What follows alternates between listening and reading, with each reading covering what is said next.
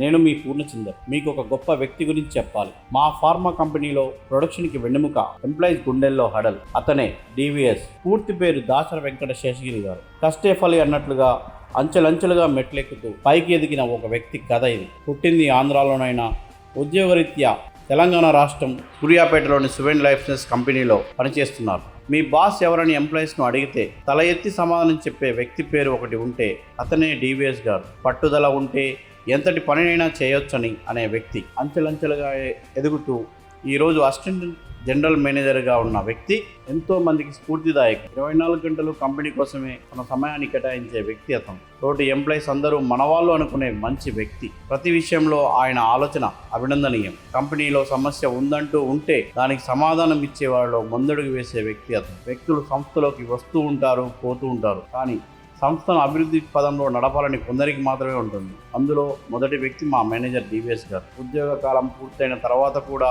యాజమాన్యం తన సేవలను గుర్తించి మరల 3 సంవత్సరాలు పొడిగించింది. ప్రస్తుతం కంపెనీ యాజమాన్యం కంపెనీ అమ్మేయడంతో కంపెనీ పేరు సువెన్ ఫార్మా నుండి కోహెన్స్ లైఫ్ సైన్సెస్గా మారింది. ప్రస్తుతం ఉన్న యాజమాన్యం ఉద్యోగ కాలం అయిపోయిన వ్యక్తులను ఉద్యోగ విరమణ చేయడంతో చేసేదేం లేక ఈరోజు ఉద్యోగం నుంచి విరమణ పొందుతున్నారు. ఈరోజు ఉదయం తోటి ఎంప్లాయీస్ దగ్గరికి వచ్చిన డివిఎస్ గారు తన మనసులో బాధపడుతూనే తోటి వారిని జాగ్రత్తగా చేసుకోవాలని, కంపెనీ అన్నం పెట్టిందని ఎవరూ మర్చిపోవద్దని తెలియజేశారు. ఇలాంటి వ్యక్తి కంపెనీ విడిచి వెళ్తున్నారంటే ఏదో చెప్పలేని బాధ. 20 ఏళ్ళుగా ఒక వ్యక్తితో కలిసి పనిచేసిన ఈ ప్రయాణం మర్చిపోలేండి.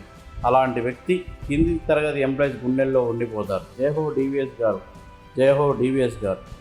ఏది ఏమైనా కాలం కరిగిపోవాల్సిందే, అలసిన శరీరానికి సేద తీరాల్సిందే. I like you boss.